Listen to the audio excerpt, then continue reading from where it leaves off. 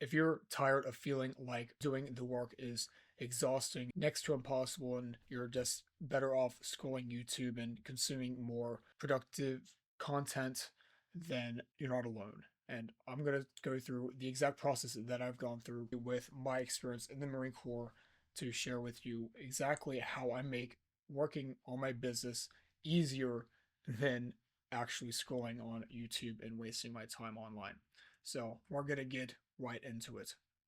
So, the problems that I've once faced before we get into the steps involved is that I felt trapped and wasting hours a day lost in video games and doom scrolling, binge watching YouTube videos. And if you're like me or like I was, then I know how it feels because I have had a mental rock bottom, and this ended up isolating myself from friends and family, and lost a lot of motivation and drive to do the things that were actually necessary. And I realized, especially a few years ago, if I stayed stuck in this state, then I never would have built the business and the life I have today. So it's all thanks to the systems that I have in place that I'm about to show you. And if you want to learn more about how you as a solopreneur can eliminate online distractions, I'm sharing it in my free school community, Mental Momentum. You click the description below to join. As an awesome community, 162 members. We have some dedicated members in here, and I'd love for you to be able to join and hang out. So, with that being said, let's get right into the video. So, step one is to actually have a sort of identity shift.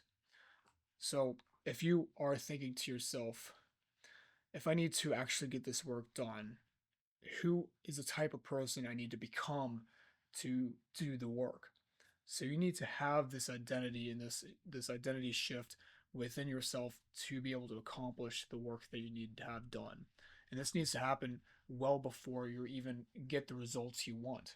For example, before even earning the title of United States Marine, I had to go through a long process of signing the contract, literally waiting 11 months during the delayed entry program as a poolee before even stepping into recruit training. And then that becomes another 90 days of arduous training and doing all these events and exercises and drills and doing all this stuff before I was able to achieve the title of the United States Marine. So I needed to become the type of person who was who was a Marine basically. I ate, I slept, I walked, I talked, I acted like a Marine well before even becoming one. So that was important to me. That was an identity shift I had to make to be able to accomplish earning the title of the United States Marine. So just in the recruit training aspect in 90 days showed me what that looked like, what it took. So think of yourself as a solopreneur that is trying to get more clients, build the business that you want, work with the people that you want. You need to envision yourself as the kind of person that is willing and able to do the certain activities that's going to get you there. So have that identity shift first before you even decide on where you want to go from there, because if you don't have that shift, that mental internal shift within yourself, then it's going to be a lot harder to see where you're even going in the future, because you need to have that vision for yourself, that identity. So that is the big step in what I took to be able to have the business and the life that I have today, even years after serving in the Marine Corps. So step two is environment. And the biggest thing about environment is that is the easiest way, in my experience, to change your own behavior. So this environment aspect is the thing that can make the work the path of least resistance if done well. So if you have your environment set in place, say an office space, for example, like I am, you want to be able to make the work the obvious, inevitable choice. So back in my recruit training days, even before becoming a Marine, distractions were basically removed by force. I didn't have any option to scroll on my phone. I had like no phone, no TV, no internet, nothing. I had nothing, no external stimuli to distract myself from doing the work that was required. It was inevitable. It was I had no other option to other than to just get the work done, do the training, get yelled at by my drill instructors, like wake up at 4 in the morning to do whatever that I needed to get done by the time I hit the racks by 08 or 2000 or 8 o'clock p.m. So my environment was designed for it to be inevitable to do all those things. So in the way I do it in this world, in the entrepreneurial world, in the in civilian life, I suppose, designing my environment a similar way. Maybe not in that extreme of having drill instructors yell at you, but if you can somehow like remove your phone, block apps and sites that don't serve you during during the working hours, and basically doing ways of creating friction that is going to make the work as obvious as possible. So for me, I like to get up in the morning and try to get the work done as soon as possible. So I'll dive in more on like the structure and the routines on step three, talking about this. But I want to keep my environments, not just my working environment, but my living environment, in a way that's going to make it inevitable that I want to get the things that I want to get done. So I've done this several times. So, for example, if I want to go for a run or exercise, I would actually I would prepare the night before, where I would have my clothes set up next to my bed, and I would have a sticky note written, like I had a quote or something that would remind me to go for a run or go exercise the moment I woke up. So it was a lot easier for me to get the workout in and taken care of each day because I removed as much friction as possible. Because if you try to make a lot of decisions to get tasks done, that ends up with a lot of decision fatigue. You say like you want to basically want to close the gap as tight as possible from doing nothing to doing something, right? So I wake up in the bed. I'm not really like I'm idle. I'm like just trying to like open my eyes for a moment, and I want to make it as easy as possible to close the gap from do like waking up to going out for a run and having putting my shoes on, putting my clothes on, going for a run. So the simple act for me of putting my clothes next to my bed and having the sticky note on the top of those clothes as another physical reminder, that's going to make it a lot easier for me to transition from wake up to run. You could think of this in other business endeavors as well. So if you want to be able to start recording a YouTube video for your clients, then it's inevitable that you need to record videos, you need to make ideas, you need to structure things out. You want to have your environment set in place where it's obvious to do the thing.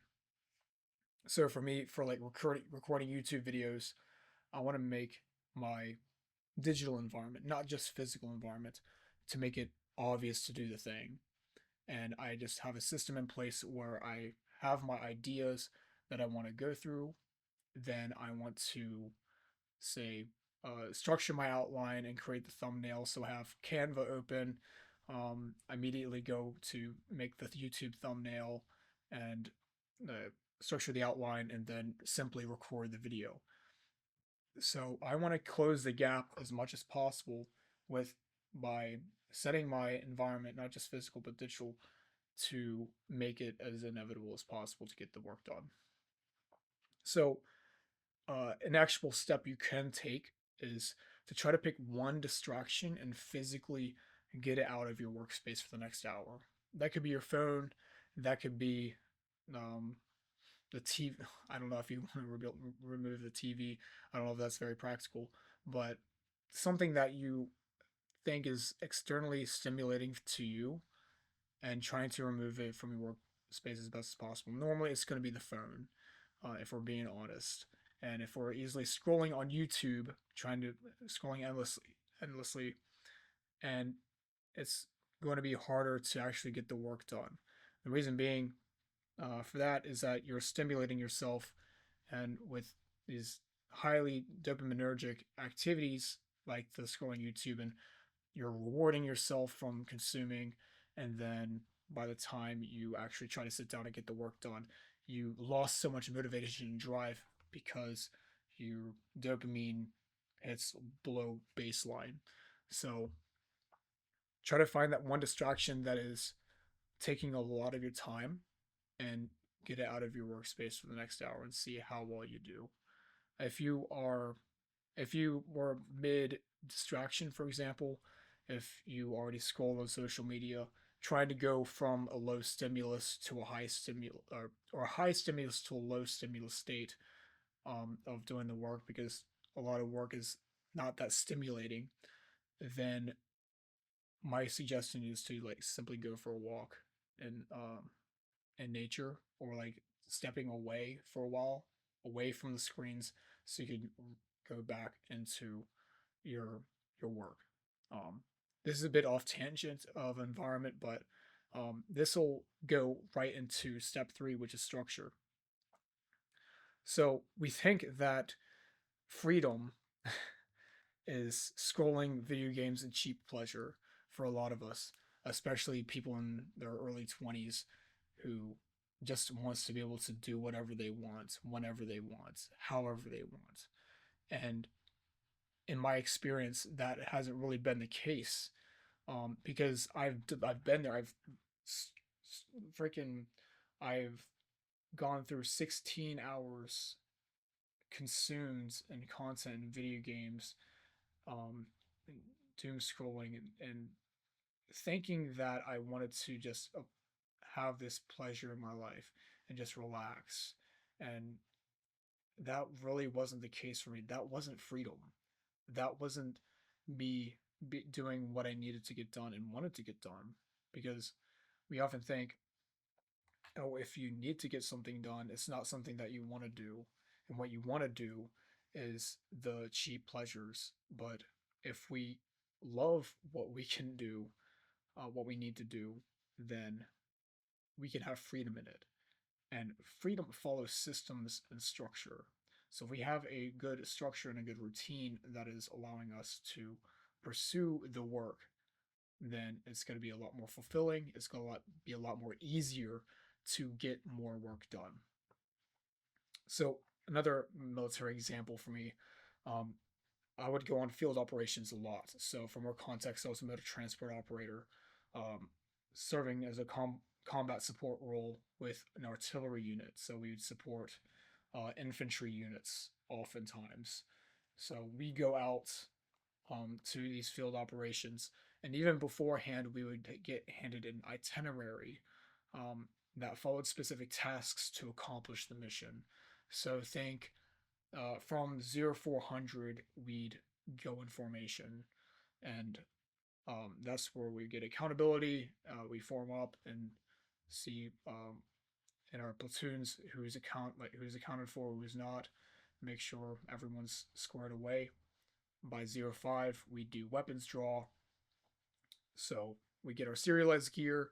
We get our M16s and M4s, sometimes the M9s for some of the other Marines, and we just get our serialized gear basically, because the Marine Corps and the military loves their serialized gear, and they'd hate for it to be lost because you're gonna get your ass chewed if you don't if you lose it, right? So they basically care for the serialized gear versus you.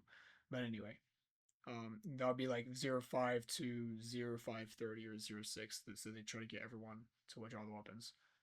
06 to 08 or something like that would be um, vehicle maintenance, to make sure everything is working properly within the vehicles. So as me as a motor transport operator, I would have to make sure everything is up and running. including my squad and my platoon, to basically make sure everything is working properly within the vehicles. So we do vehicle checks and maintenance, things of that nature. Then, probably from 08 to 09, we do um, convoy convoy order. So we'd have the lead convoy in the front, then all the way down to, say, safety vehicle from the back. So everything is structured to make sure we follow through with the certain tasks that are going to get us to the certain outcome that we want. So what you could do with this as a solopreneur specifically is to start planning your day in advance from the time you wake up to the time you even sleep. So what I like to do here is that I actually have a journal, and I like to write down each day. Normally by the time I finish working, that's usually by 5 to 6 p.m. Is that I like to structure my entire day, the day after, and just planning my day out. So I separate my time and my task.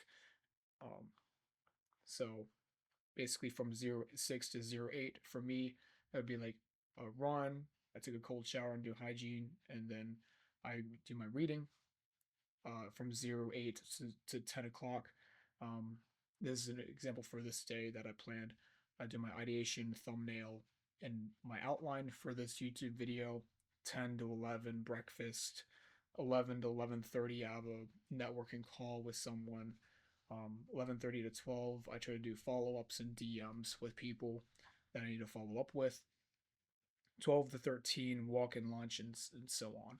So I have certain tasks blocked, and it's not going to be perfect, but it's really good to have a good plan ahead of time so that you can reduce a lot of decision fatigue. And if you have a structure set in place each day, and it's going to get a lot easier to have that structure once you try to follow through each task and try to stick with the time as best as possible, then it's going to be a lot easier to build that momentum to do the work that's required. And another point too is to try to make it something that you can regularly stick with, because consistency is the biggest part of it. Like, business is shockingly simple but surprisingly hard, and the hard it comes from the consistency aspect. Like, these individual tasks aren't necessarily hard in itself, but if you try to span it out from weeks, months, years, decades even, and I'm definitely not in the decades aspect right now, but if it's something that you can regularly stick with, if you're consistent with it, then it's inevitable that you can get results. Um, but also remembering that life happens, right? Even though you plan for things, it's going to be um, easy to um, lose that momentum along the place. So, like, death happens to the family. That's unfortunate.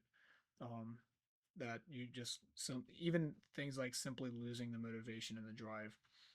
Things don't go perfect, and it's something you need to start planning accordingly, because it's easy to fall off the horse, but going back on the horse is going to be something that's really important and to stick with.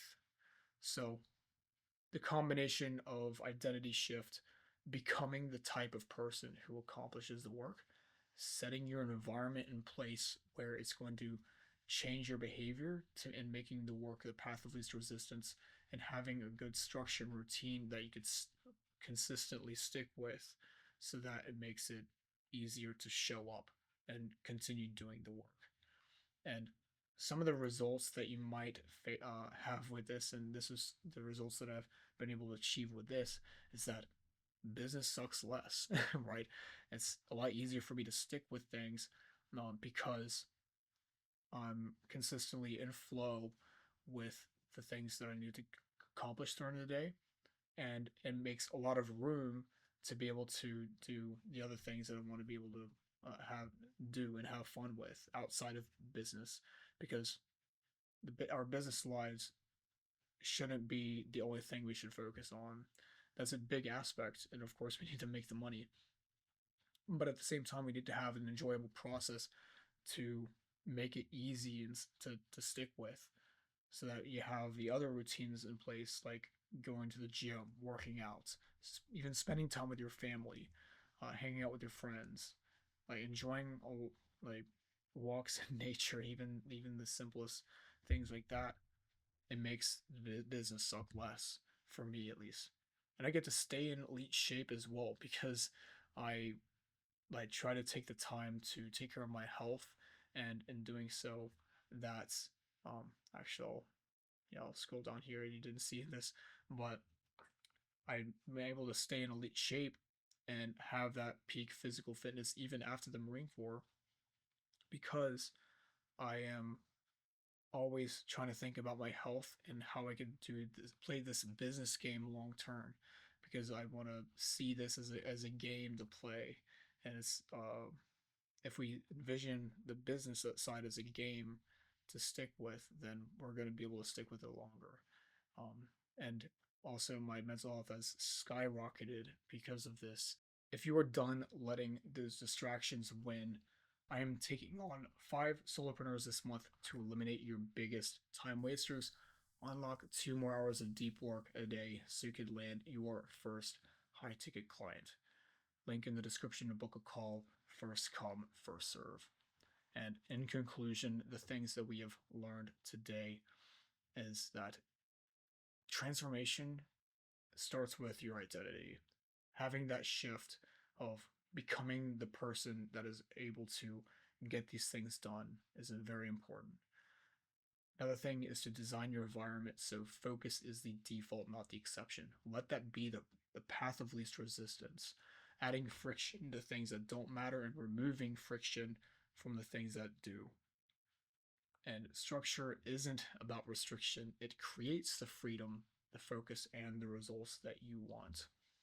So, in thinking about all this, pick one area holding you back today. If it's the identity aspect, if it's the environment, or any of the routine, make a tiny change on at least one of them today.